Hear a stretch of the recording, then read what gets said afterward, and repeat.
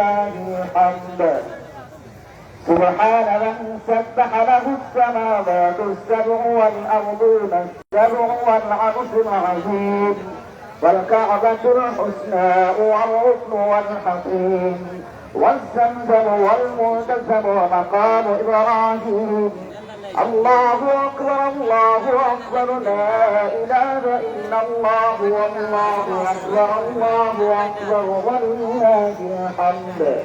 سبحان من تقدس ذاته عن التشبيه والتماثيل. سبحان من تنزه صفاته عن التغيير والتبديل. سبحان من تعطف على البرايا بالكرم والجود وتكفل بأرزاق العباد لأنه الملك المعبود. ونشهد أن لا إله إلا الله وحده لا شريك له.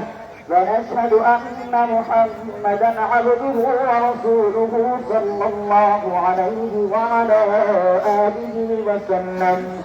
الله أكبر الله أكبر لا إله إلا الله والله أكبر الله أكبر ولله الحمد.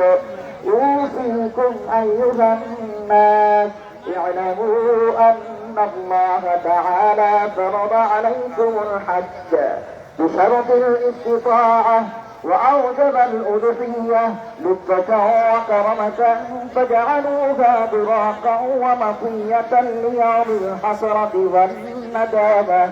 روي عن زيد بن أرقم رضي الله تعالى عنه قال أصحاب رسول الله صلى الله عليه وسلم ما هذه الأضاحي؟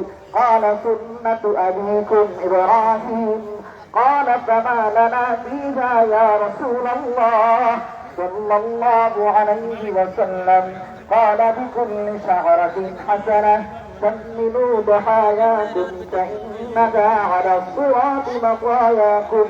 ولا تذبحوا عجفاء ولا عرجاء ولا عوراء ولا مقطوعة الأذن ولا واحدة فعن كل واحد